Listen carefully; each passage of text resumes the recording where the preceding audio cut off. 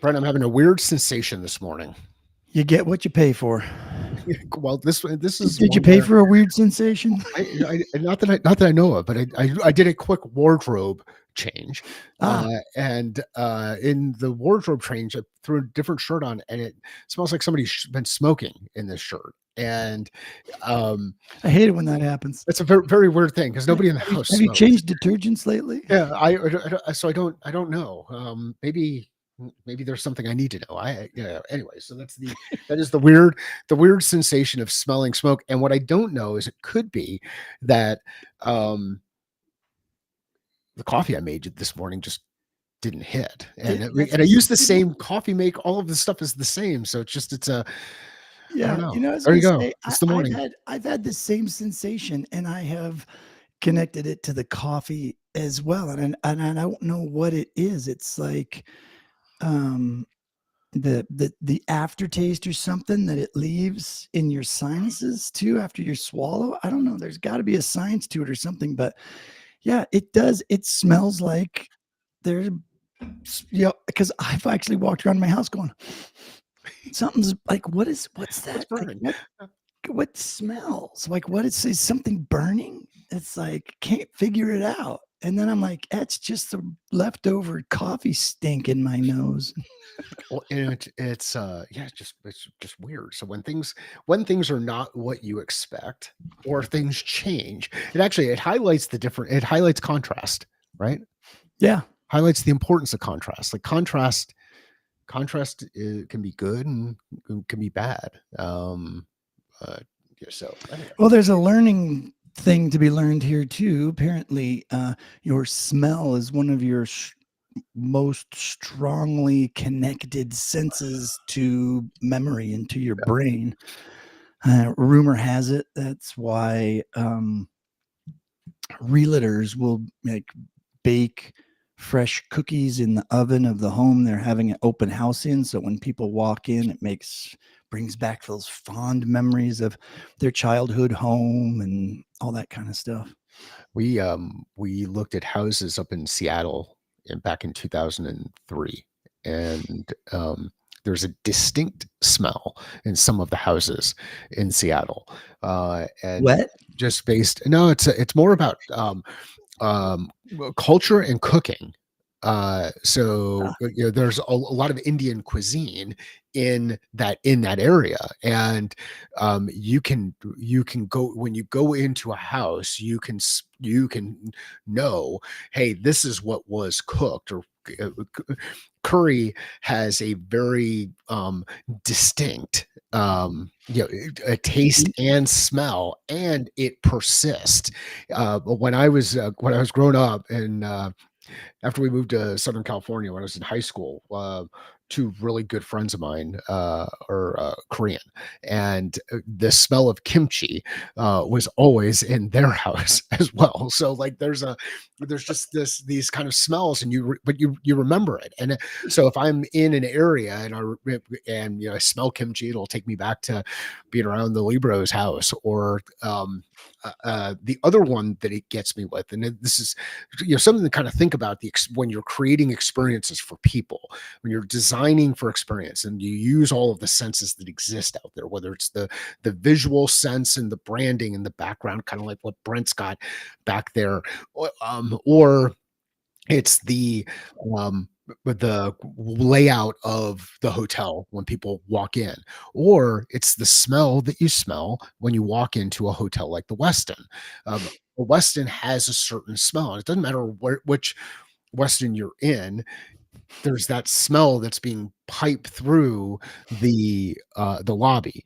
And if you don't believe me, go to a couple of different Westins in different areas, and then Or just ask and then HML, AI. as I hear. Have you know what HML is? No. Hit my line. Oh, I don't know what that is. Yeah, neither did I. I thought it was always hit me up, and then it's like hit my line. So I guess the old heads, the non-old heads out there like us are saying hit my line these days. So HML, hit my line. All right. Well, it's good to see Craig and Kara joining us this morning. Kara says an olfactory learning style gal. Thank you very much, Craig, for bringing up learning styles.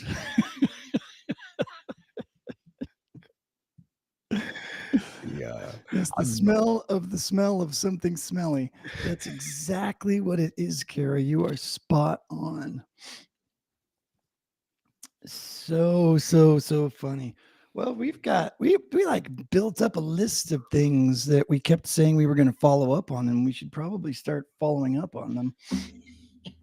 Wait, hold on. What you're saying is our to-do list keeps growing? Yeah, apparently, yeah. We end up talking about stuff, and we're like, well, let's hold off on that until tomorrow. Oh shoot, I forgot to sign into my restream, so it would push out automatically to my channels. What Dang it! happens if you do what happens if you do it again?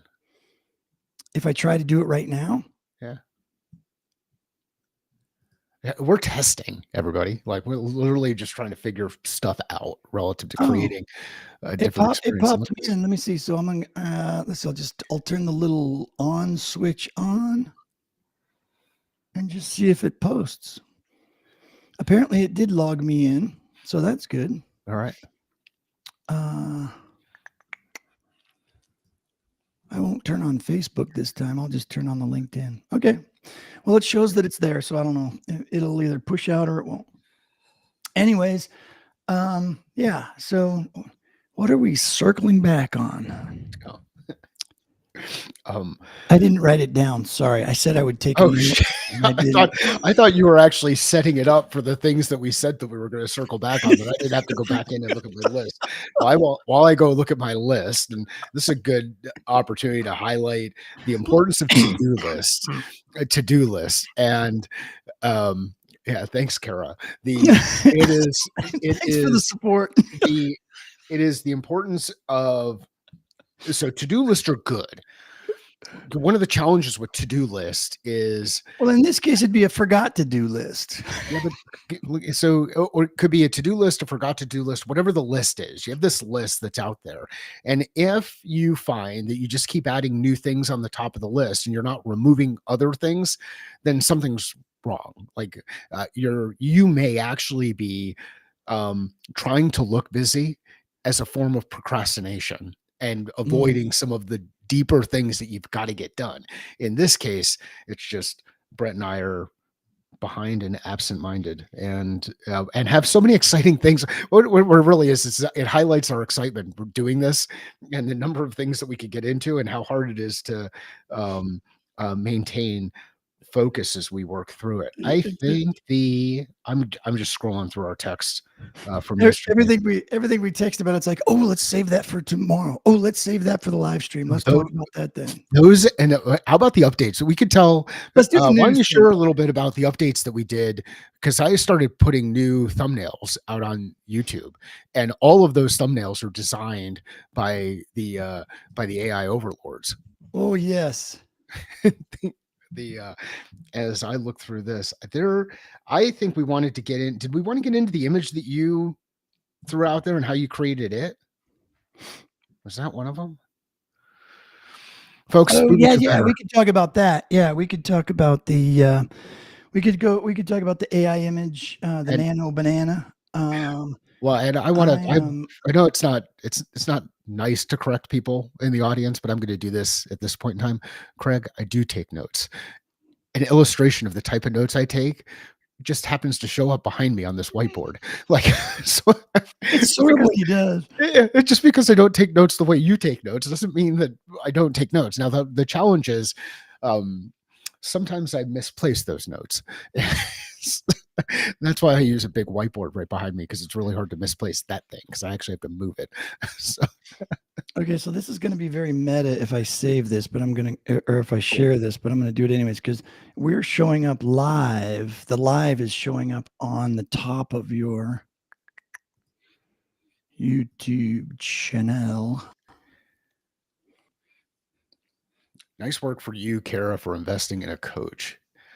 And I think that's one of those things that we could talk about at some point in time. Why people struggle with that, or and why don't more people invest in it, and what is that investment? And there's so another one that we went back and forth on, Brent, yesterday. Spotify put up a podcast in my feed, and I I had to have Jen listen to the first like 5 to 10 minutes of it. I don't know that she made it 10 minutes. Let's just say it was 7 minutes, to say, was I being too judgy about the lack of information that was being shared in this thing? And so, and I was like, my we can first do thought better. was, when you was that the one you shared with me? Yeah, that's the one. Yeah, my first thought was, gosh, I hope we're not. I hope people don't listen to us and feel that way. Holy We're not crap. that bad. Like, it was basically a don't do that. And here's the problem. This is what happens when the algorithm or the AI overlords take over from an algorithm perspective. The number of times I listened to it and went back to listen to it because I either was listening to it or I played it for Jen. Basically, Spotify thinks I liked it. Oh, yeah. Now, yeah.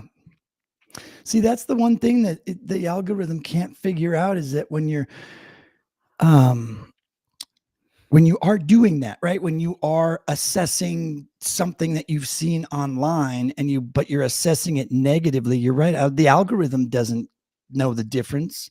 It's just, if you're sharing it a lot, it must be positive. Yeah. It can't be negative. It Very loses strange. it loses context, It right? does. It totally loses context. Yep. All right. So here's the image. Is this the one you were talking about? The cover image? Yeah. So that cover image that says Nano Banana Magic um, is selfish perspective. Whoops. Oops. The I thought it would show it bigger, but it didn't. Never mind. that cover image was all created. So the workflow to create that was take point point notebook LLM or notebook LM to the live version of the episode that we did. Mm-hmm. And what we're seeing is it takes a little bit of time for the transcript to show up from the live versions on the YouTube channel. So, and when I say a little bit of time, I don't know if it's 12 hours. I don't know if it's 3 hours. It's not 3 hours, but something greater than 3 hours. And it's not as much as 24 hours. So 3 and 24 is when the transcript is on there. So went to a day before and pointed the Notebook LM to this. And I said, create the first question I asked in Notebook LM, or the request I made was, and Brent gave me shit because I said, please please create a prompt based on the transcript of this show to help with creating a thumbnail image for the show. And so it gave me all the information. And then what I did is I didn't want to edit it or do anything different with it. I just copied and pasted what it gave me because we're testing. And Yeah. it doesn't have to be overly thought out. It doesn't have to be overly detailed. It doesn't have to be absolutely perfect. We're literally testing here. So I took what it gave me, which didn't take a lot of extra time for me, dropped it into Gemini and said, please create the image. The image it came up with right out of the gate was this Nano Banana Magic image. And then we just dropped in. You could see that blue background version. That's just in Canva, a version that has no background to it, so transparent. Yeah, this is what we started with. Dropped over on top of it, and because I'm a designer now, I made sure that the image lined up with the text, and now we've got a thumbnail. And the interesting thing is that what Mike didn't realize was, if you take that picture of the two of us, it's got a transparent background, and you just drag that into the prompt window and then say, incorporate the image of these two fellas, I say people, into the image, it'll just go ahead and do it all in one shot, and you can skip the Canva process. So Craig has created an add-on for this. What we will do at the end of the week when we do our kind of summary, because we've done that now. As we're doing this, we're building this as a daily show, or we will take holidays off. So we've agreed on that. And Daily Show, we will take holidays off, and we will point Notebook LM to the week and do like a week in review. What we will also test now based on this, and I'm going to take a screenshot so I remember it, but it'll also come up in the transcript, is we will ask Notebook LM to say, how many times did Brent and Mike say they would get back to it? That did they actually get back to it? And let's see what it does. Let's see what it does with it. Okay, we'll do it. We'll do All right. it. So I've got another. You're right. All of the things that I said we would do or talk about are finally coming back to me. So That's good. here's a. How come preview isn't showing up as an option? So Brent and I are doing this out in Arizona, so it's 6:15 in the morning for us right now. And you say that because we look tired? What are you trying to say, Mike? I say because sometimes it takes a little bit of time for our brains to warm up. Okay, yeah, fair, totally fair. Okay, I'm just gonna say window and then try to find the window. There, we'll do the window. Ooh, do it one more time because I missed the add to scene. Actually, hold on. Let's see if. Can you do it one more time, or is it already say that it's sharing? It's already sharing. Yeah. All right, hold Can on. you click on it and right click on it or something? Or? That's what I'm trying to figure out. I just turned it off. I'll redo it. Perfect. Thanks. Get ready, because here it comes. Are you ready, Mike? Are you ready? Quick, grab it. The suspense is killing me. What was the Willy Wonka one? Is it I love the suspense? The suspense is killing me. Thanks, Kara. See you, Kara. Enjoy your day as well. So I was Jim Louderback. For those of you who maybe don't follow him, he does. He's got a great newsletter. If you want to stay up to date on all of the creator economy, I believe is what he calls it. But he is very connected to that world of the platforms that people are making money on and influencers and how it's being used and like the whole economy around TikTok, Instagram, Reels, YouTube, all that kind of stuff. And super cool guy. I met him through Elliot Mazie at a dinner one night and have had a couple conversations with him since. Great guy, really super knowledgeable and connected. And he was talking about the new version of Nano Banana, and he showed his link just in the same way that we took the link to the YouTube channel and put it into the prompt and said, hey, consume this, video, text or whatever, and summarize it and put it into an image that's colorful and, make it an infographic and blah, blah, blah. You can do the same thing with your LinkedIn profile, which is super cool.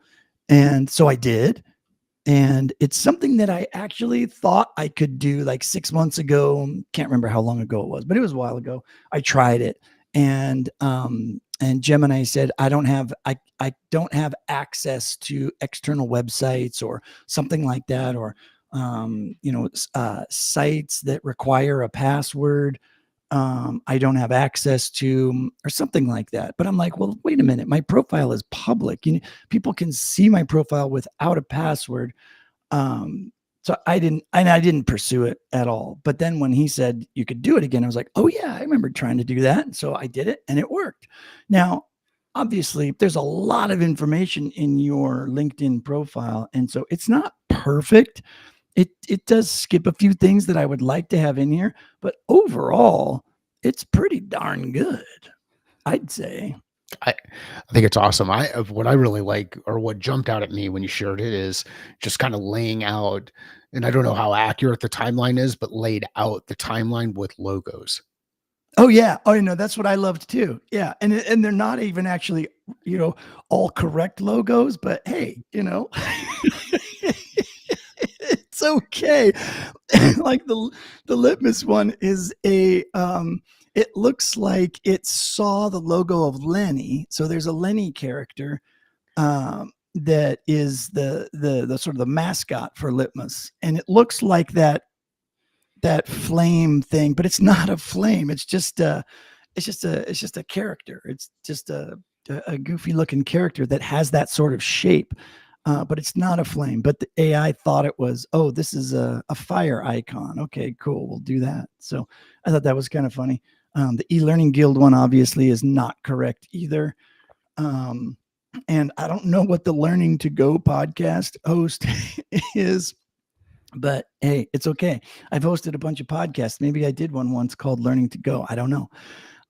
But so the timeline part, the visual is not accurate, but for the most part, the years, my time at the e-learning guild is off by about a year or two, but that's okay. Not a big deal.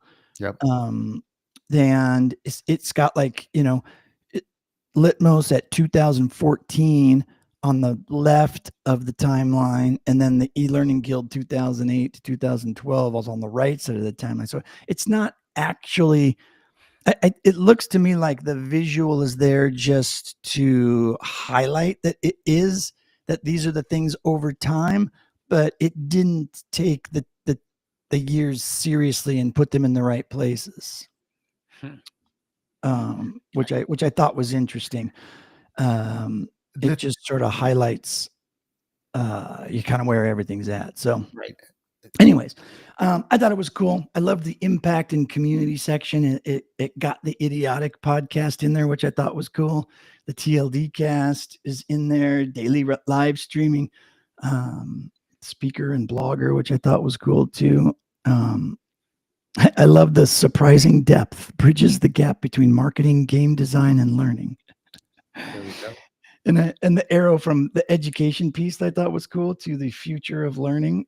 I Yeah. thought was very cool. It's definitely the main direction or the trajectory of my career overall, and sort of the theme. So, and it nailed the theme, I think, pretty well, and the imagery. So, anyways, yeah, It's a cool way to stand out. yeah, Yeah, like um yeah, here's one of the things I struggle with when it comes to storytelling. I get caught up in the minutia, the details. Like so it was it was 7:15. No, it was 7:07. Like, who gives a crap?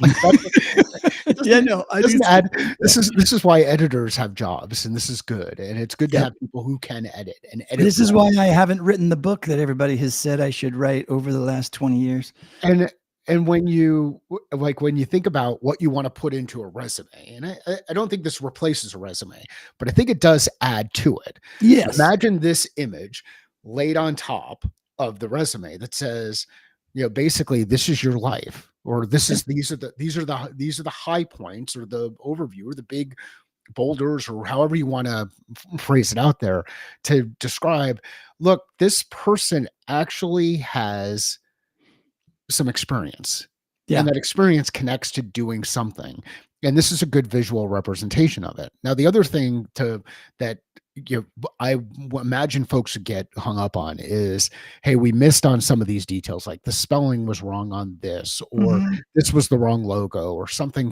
whatever. um Remember, perception is reality.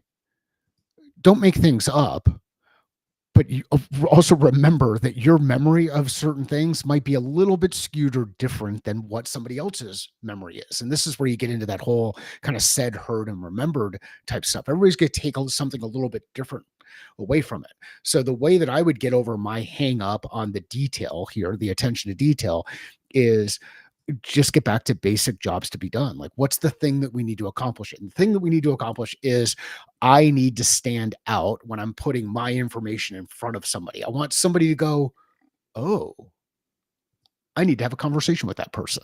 Yes. Or, ooh, this is interesting. or whatever the thing is.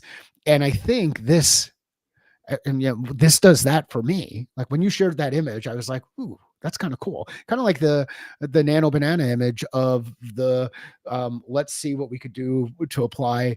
And you didn't do it this way. You just said let's make it super complex, but it made me think of Ruth Goldberg machines. Like, Yes. and that was that took me back. It like made me think, here's this little kind of thing that's happening that's showing and visualizing all of the complexity that goes through my head when describing things like sales process Yep. or buyer journey or customer decision making process or um, uh, instructional design. Yeah. So I didn't get a chance to get to the post, but you mentioning the Rube Goldberg thing. When I tried to use Gemini to reverse engineer to try to understand how that short little prompt was, how did AI think about that prompt? Like what words in that prompt caused it to create the artistic, Mm. the art direction, right? How did it think about it? And when I reverse engineered, the answers that it came back with were amazing. And so I was like, oh, I have to totally turn this into a post. And I meant to do that yesterday and I did not. So I'm going to try to hold myself accountable to that today. Well, actually, it might be tomorrow because today's kind of full already. But anyways, And good. not, There we not to go. get too distracted and look at the squirrel. But so here's how I did the LinkedIn thing. And here's something very interesting that I just wanted to point out in this process. So I told it, I said, visualize my LinkedIn profile, make personalized, beautifully designed infographic with surprising depth and creativity for me. Here is my LinkedIn. And actually, the when when Jim shared his prompt, the I made fun of you for putting please in front. He put hi. That's awesome. Sorry, Jim. I just had to point that out. That was funny.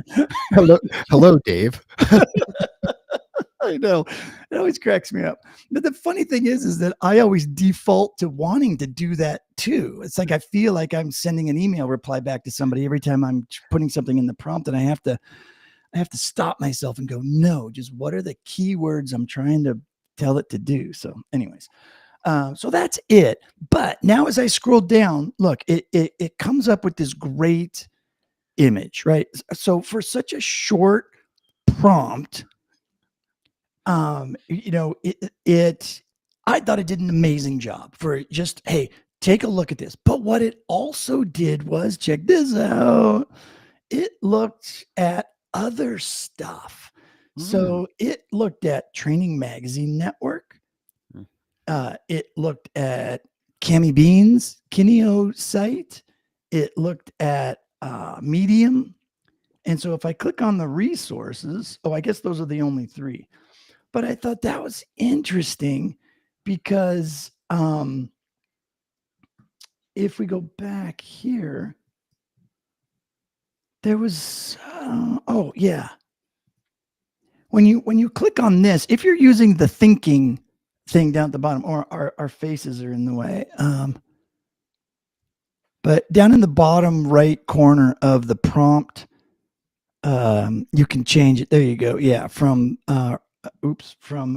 this piece right here, you can change that to either fast or thinking, and thinking engages the newer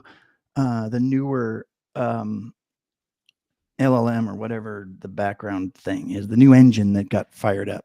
So anyway, if you do that, then you click on this little arrow here and it'll tell you its thought process and how it went through and designed everything. So it looked into the background details. So it's looking into Brent Schlenker's professional background, actively searching various websites as direct access to LinkedIn isn't available. I'm examining podcast appearances, articles, conference speaker biographies, and other social media platforms like YouTube and Twitter for clues about his work history. My aim is to build a detailed picture. So that's the part that's really interesting. So did it actually use my LinkedIn profile? Hmm. If it didn't have access, um, I did have to go through and do it twice because the first time it said it didn't have access and so it couldn't do anything. So then I grabbed a fresh link to my profile using the share button instead of going up to the window at the top and grabbing it out of the URL bar. I just clicked the share link and did the copy. And I thought that worked, but when I went back and looked at this, apparently it was still unavailable. So, um,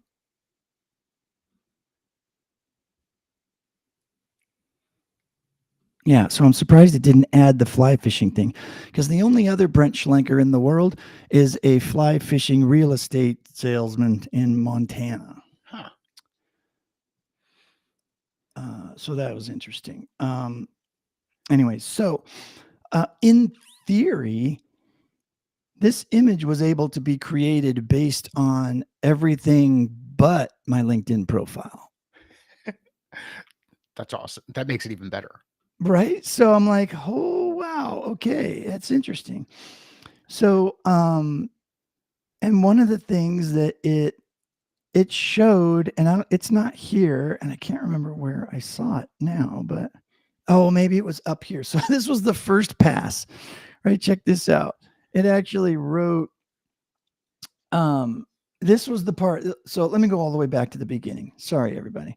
This is why Are you you should gonna have go an like back to agenda, the Brent, and you should prepare. beginning of the world, or like the beginning of time, or the beginning of what? Let's go back. So I did actually. He, I cut and pasted exactly the prompt that Jim used, and I kept the high in there. And if you look at the thinking, or well, it didn't. This is just what it came up with. We'll look at the thinking in a second, but it said, yeah, since I cannot directly view private LinkedIn profiles, I have gathered data for your public digital footprint. So I thought, that's interesting. And so here's a visualization of your profile designed with depth and creativity. And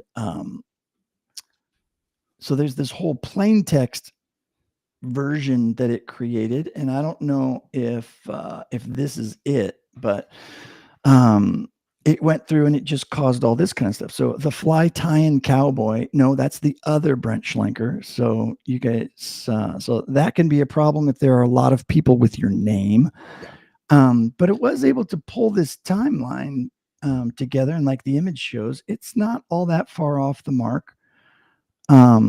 Visualizing your expertise level, surprising depth, and the angler's patience. I just love it that it just kept that in there. But there's no angler imagery in the final image that showed up. So we're getting challenged by our one of our guests here. We should do agenda for each show. I think that's his indication of saying, hey, we may or may not be off the rails. Yes, So move this along, Brent, is what Craig's saying. So, is, okay. So anyways, it also created this Python timeline generator, which I thought was pretty darn interesting. So I have not yet cut and pasted that into an HTML page so I can see what it actually produces, but I'm going to do that too. So that's that. So anyways, go do it yourselves, figure it out. And the one thing that I did want to do is just see which post Cami Bean wrote about and what year. I was 2009 she wrote this. So a couple of takeaways for me, just as you've gone through it and kind of worked through through the piece here, is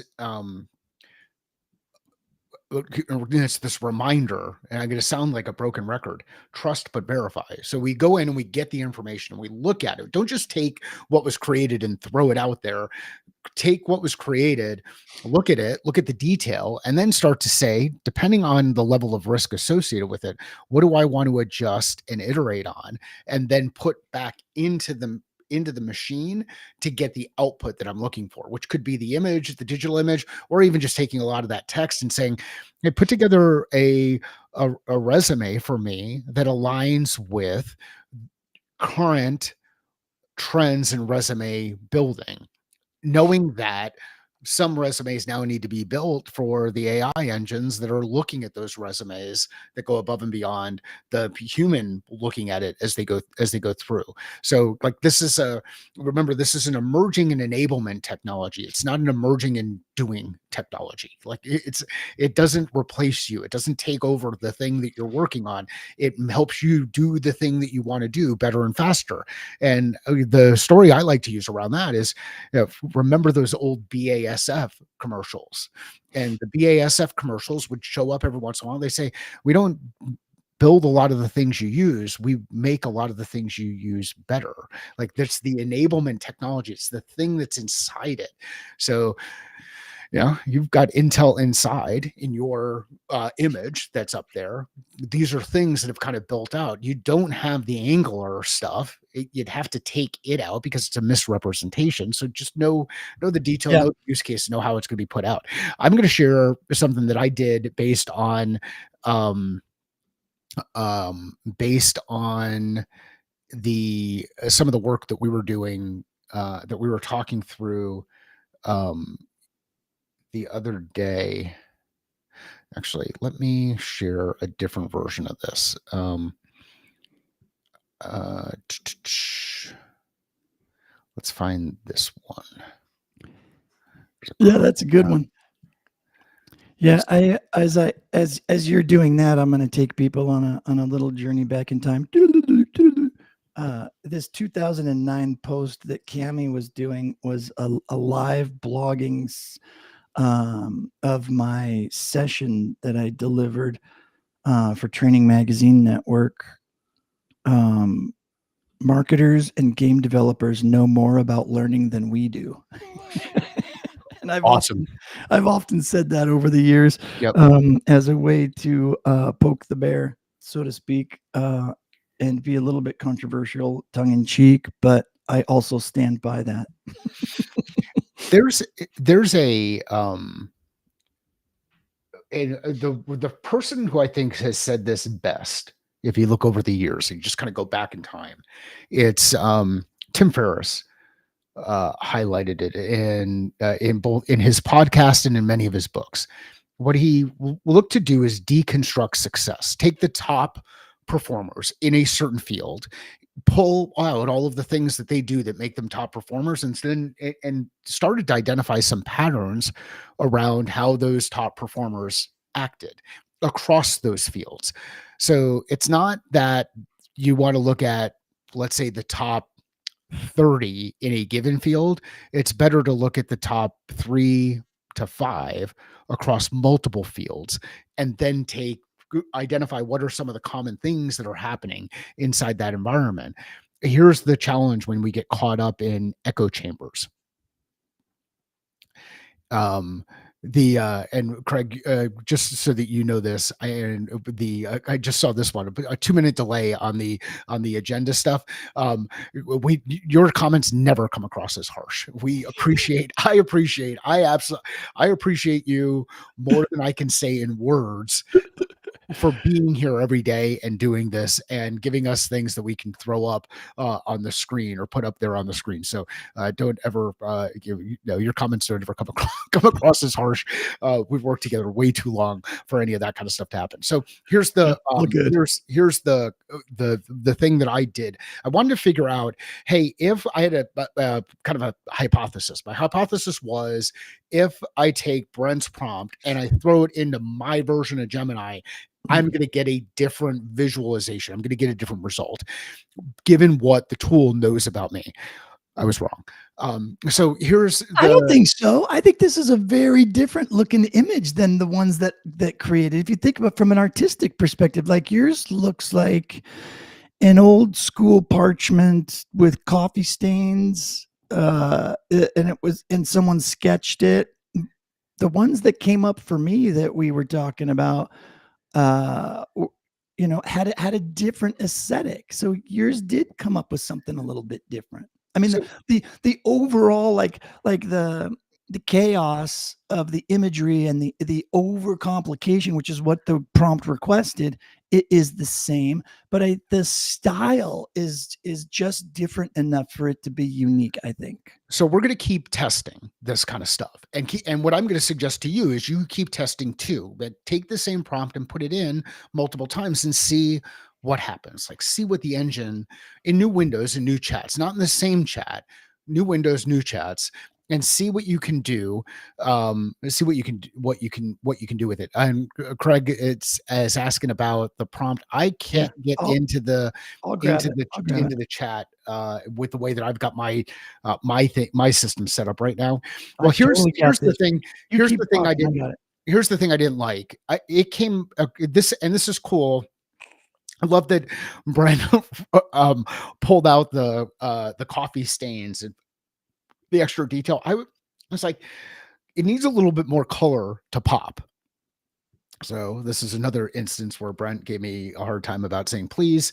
I prompted the engine and I said please, and I think Brent is adding it into the chat. I am. Yeah, hold on one second. And if he doesn't, and we can also do that in Slack. The I asked it to add a little bit more color. This is the thing that I thought was freaking amazing and shows the how the tool continues to evolve. Had I asked, and I understand it was different tools back then. I was using Dolly before, but had I asked Dolly to add additional color to it, it would have, 2 years ago or a year and 18 months ago, Dolly would have changed some of the image and I would have lost some things. Some of the words may have changed. This one, it is literally the same image, just with more color, and you start to see things pop and things start to highlight. It is that to me is awesome. Yeah. um like could you imagine, so somebody gives you a couple of slides and they're like, here's your slides for the training that's going to take place next week, and this is what we're going to put out there, and someone says, well, actually, can you do this, and can you make it do that, and can you do this, and can you do that, and everybody takes some notes, and then we all go back to work, and then the to-do list gets added to, and then all of a sudden we're running late, and then we kind of come back into the meeting, and using Gemini, Craig, then we come back into the meeting and we missed on three or four of we hit on three of the things, but we missed on the fourth or whatever it was. Seconds later, from a prompt of adding more color, it came back with the same thing, didn't make any changes, and added the color.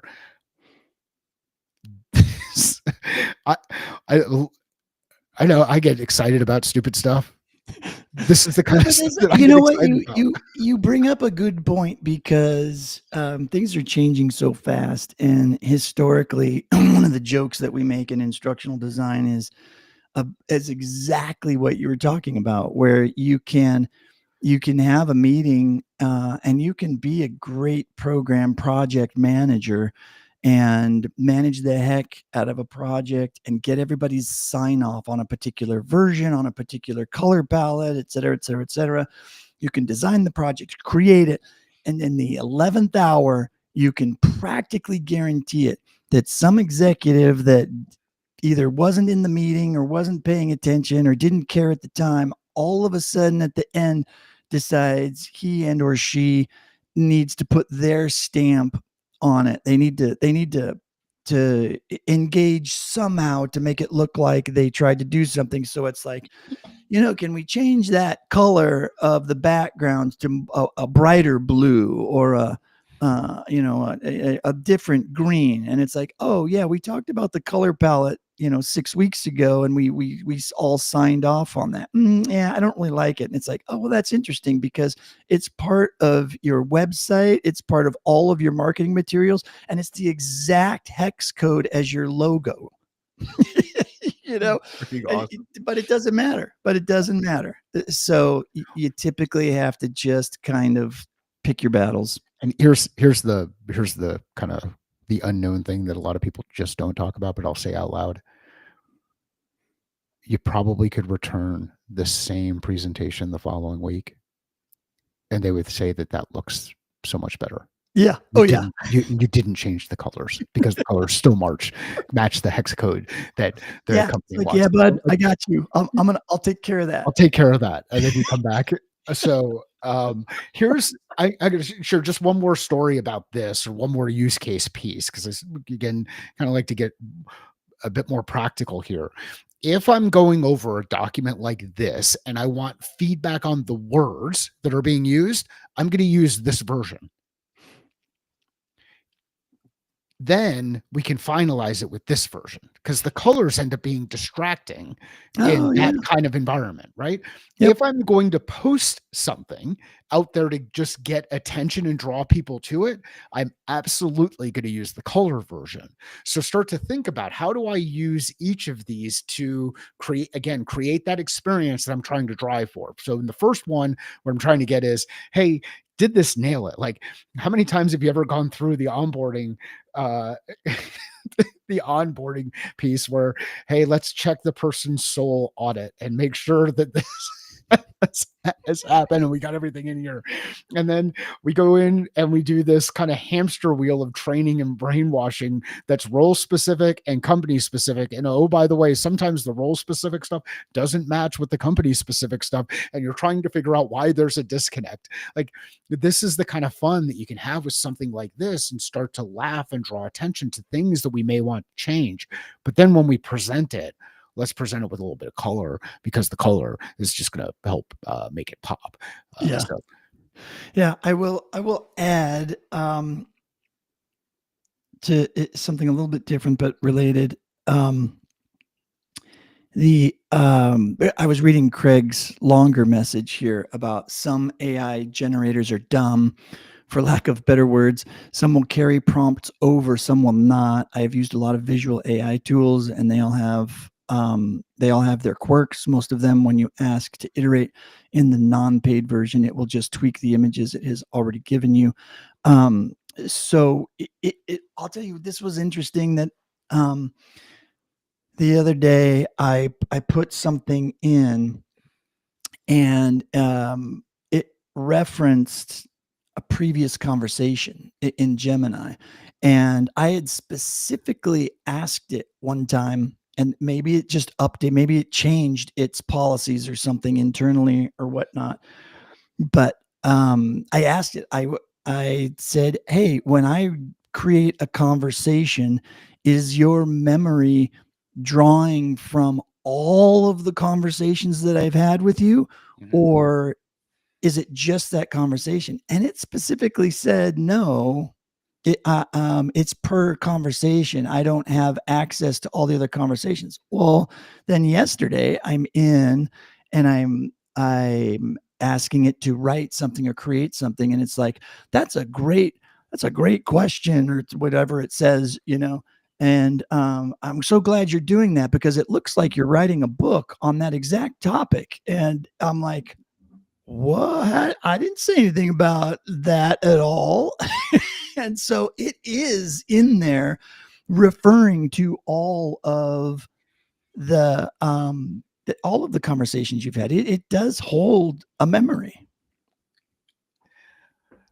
It is At least Gemini is, and at least the paid version is. yeah. It's remembering you as a whole, as a collection of all of the conversations you've had with it. So to your point earlier about doing this experiment of, hey, let's all use the same prompt and see if we what the different types of results are.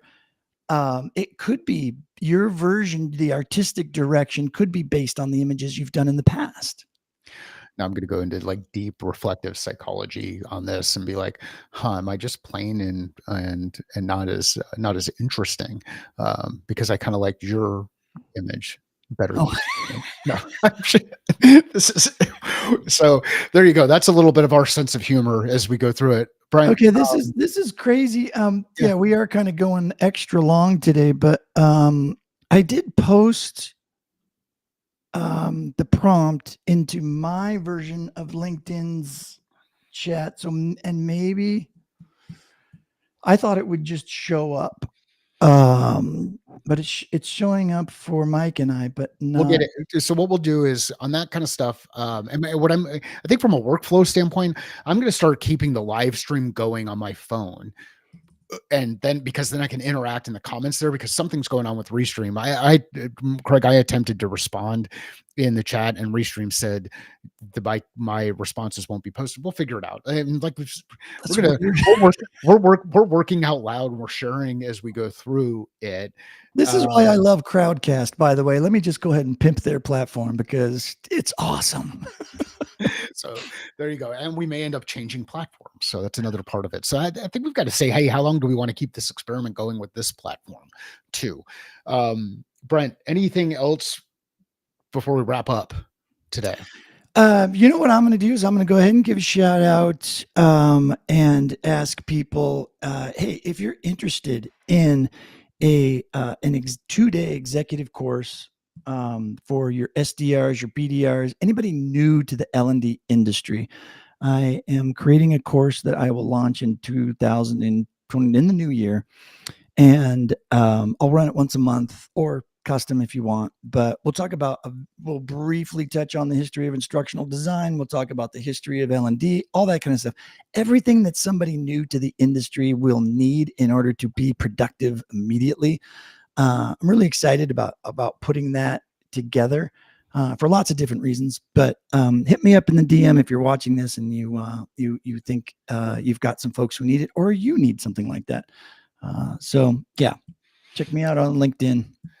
A lot of people talk about the importance of having industry specific knowledge. And but I think knowledge is stuff that you can train people on. And this is it falls into that capability bucket. And so hit HML, hit my line relative to Brent for him on that. Because it's interesting and it's something I wish I would have had going in. I probably still need it, depending on where I'm working at any given point in time. That expertise, that industry level expertise, foundational layer stuff is super powerful. Yep. Brent, I said we do this again tomorrow. I think that's a great idea. Yeah. All right. The same bat time, same bat channel. Same bat time, same bat channel in the same bat cave. We'll get. We might get. Actually, I think what's the what do they call it when the copyright runs out on stuff? Disney's run into that on a couple of different characters. Maybe, yeah. Maybe we're at a point where the Batman sign off has run out of that. Oh yeah, so we're safe. We might be safe. We might be. You think safe. YouTube's going to block us or something? Or? Yeah, who knows? Who knows? Awesome, Brent. I will see you tomorrow. We'll see you at 6:00 our time, and whatever time it is for you guys out there. If you're on the East Coast, it'll be 8:00. You can find